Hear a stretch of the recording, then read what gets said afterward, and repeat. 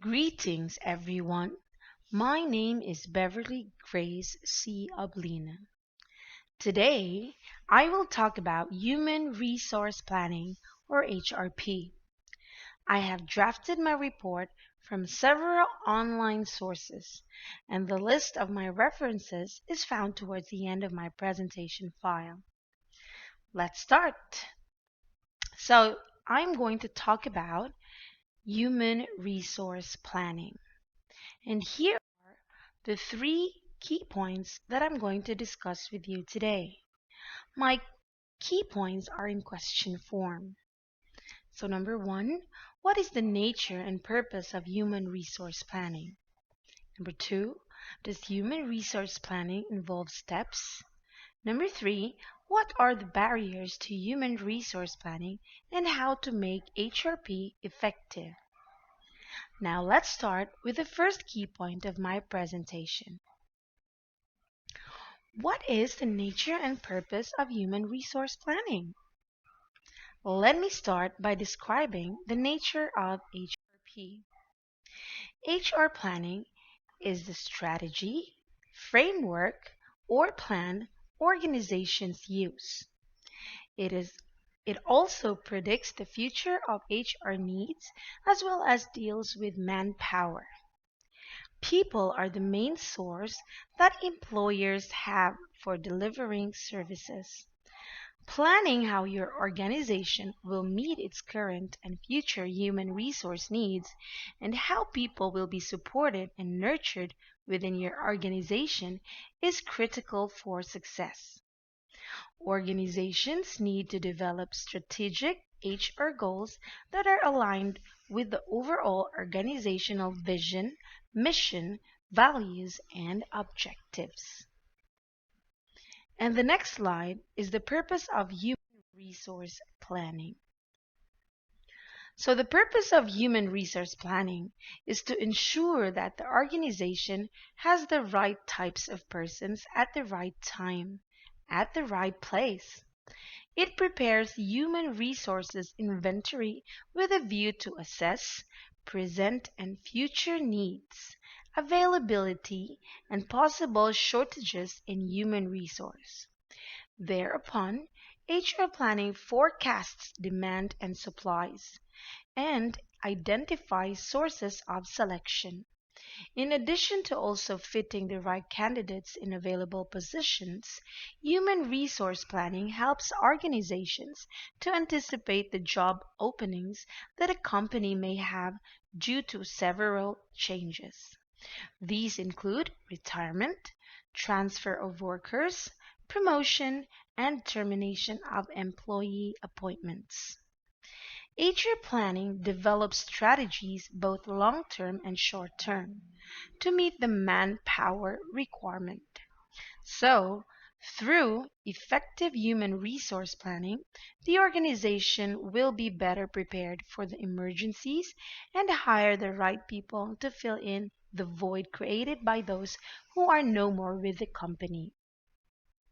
Having said, let's proceed to the second key point of my presentation. Does human resource planning involve steps? What is your answer? Definitely yes. There are several steps, but I have chosen 5 steps, which I found commonly used in the educational setting. Let us now learn each step of the process in detail. So first, we have acknowledge the objectives of human resource planning. Number 2, assess current HR capacity. Number 3, forecast HR requirements. Number 4, develop talent strategies. And number 5, review and evaluate. So let's talk about the first step.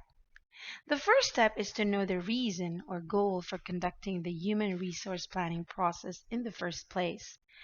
With a clear objective, it will be easier to follow the process through to ensure that the ideal numbers of people are added to the company. However, keep in mind that the objectives for carrying out the human resource planning process might not be the same across all departments. The thing is, the human resource requirements in each department may vary. The same goes for the plan that will be enforced. The finance department, marketing, manufacturing, safety, and others may have their separate requirements based on their modus operandi and roles. Let's have number 2. So assess current HR capacity. Once you are clear about the objectives of the human resource planning, which is to ensure that every department has or won't be short of staff, the next step should be to conduct an appraisal to know the talents or employees you have at your disposal. The thing is, you cannot start hiring when you don't know the talents you already have. So this stage is very crucial in the human resource planning process. Also, your analysis can be in different areas. These include their proficiency, skills, and experiences, among others, required for that particular role. A skills inventory can also be developed to help analyze the current human resource capacity of the firm. You can generate a questionnaire and ask your employees to evaluate themselves. Through that, you can obtain whatever information you want regarding your employees. Again, it is also essential to estimate or forecast the future workforce needs of the company. That would enable the management to plan for the future and ensure that the company does not suffer a shortage of workforce at any point in time. Number 3, forecast HR requirements. There is also a need to figure out if the employees the company required are available in the market. So, keep in mind that the demand and supply of employees are essential. Once you are able to assess and understand the school's need in terms of workforce and the kind of talents required, then you can figure out whether to source them from within or outside the school.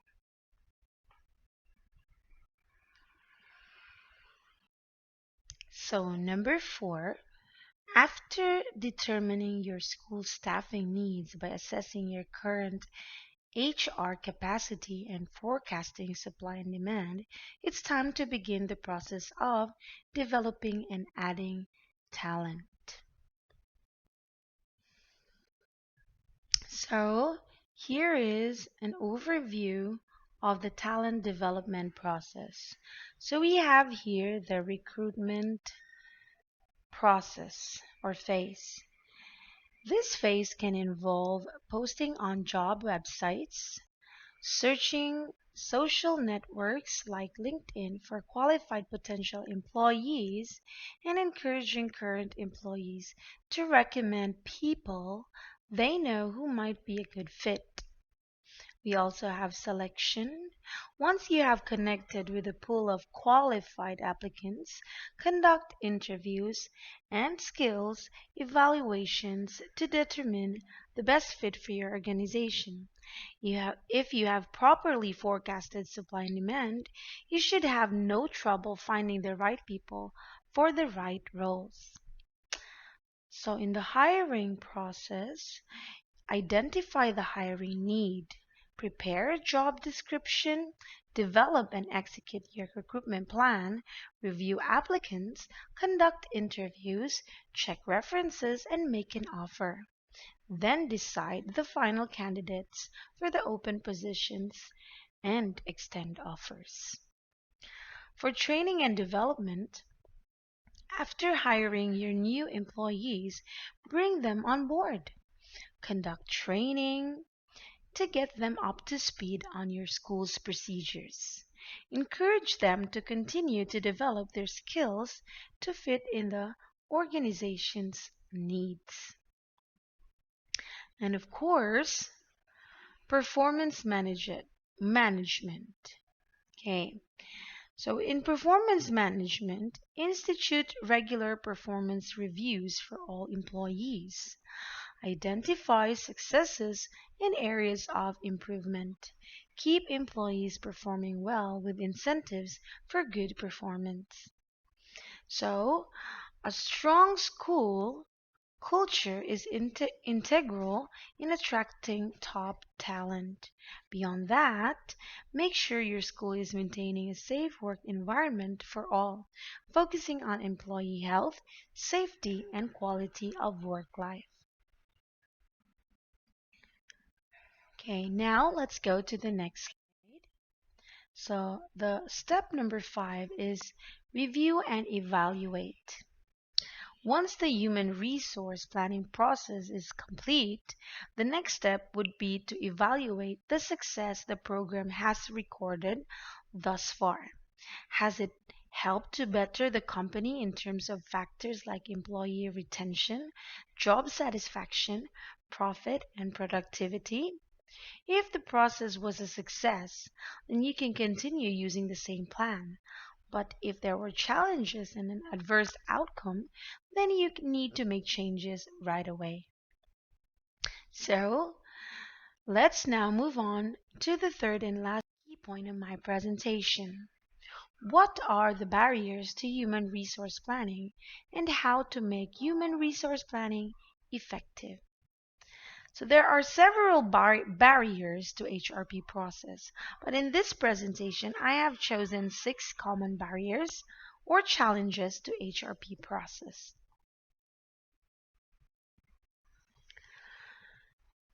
The first barrier, people perceive that people are available in abundance in our labor surplus economy. Then, why to spend time and money in forecasting human resources? Surprisingly, this perception about human resource planning is also held by the top management. Number 2, another problem in human resource planning is that the demand for and supply of human resources is not 100% accurate. Experience suggests that longer the time horizon for forecasting human resource requirements, greater is the possibility of inaccuracy in estimates of human resource needs. Number 3, various types of uncertainties like labor turnover, absenteeism, seasonal employment, market fluctuations, and challenges in technology render human resource planning ineffective. The reason being these uncertainties makes human resource forecast mere a guess far from reality. Number 4, sometimes human resource planning suffers from a conflict between quantitative and qualitative approaches used for it. Some people view human resource planning as a mere numbers game to track the flow of people across the departments and in and out of the organization. Conversely, others take a qualitative approach focusing on the quality of human resources like career planning, development, skill, morale, and others. Number 5, generally, human resource personnel are perceived as experts in handling personal matters, but they are not experts more than often. Hence, human resource requirements estimated by such people are not realistic ones. The organizational plans based on such estimates are endangered to be flopped. Number 6, as human resource planning is based on data relating to human resources, the same is not maintained in a proper manner in some of the industrial organizations. Then, in the absence of reliable data, it becomes difficult to develop effective human resource plans. In sum and substance, problems in human resource planning arise both from inherent limitations of forecasting, on the other hand, and from weaknesses of human that do it, on the other. But both can be overcome. This will lead us to the 5 steps to make HRP process effective. So how to make HRP effective? These are: number 1, Human resource plans must be viewed as an integral part of corporate planning. So to say, human resource plans should be tailored with objectives, strategies, and overall environment of the particular organization. Number two, the support and commitment of the top management be ensured before starting the process of human resource planning.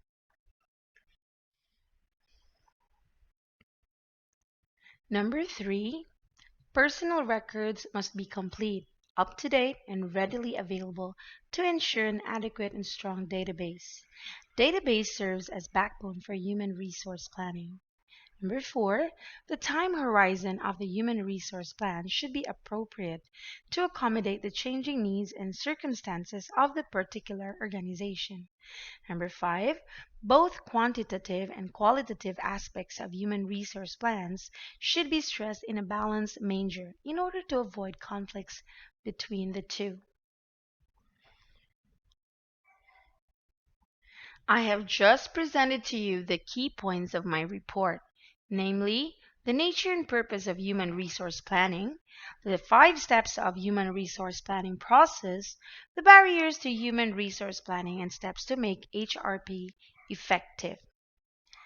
In conclusion, I would like to say or conclude that human resource planning is essential to schools in particular. It helps to address employee deficit or challenges before such problems emerge. And with a good understanding of the process and with the strong support of the top management, schools can implement the right strategy to put the best workforce together. So,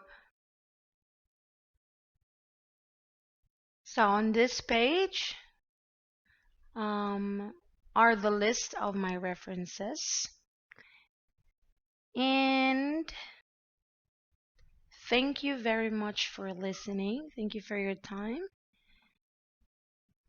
And that's it.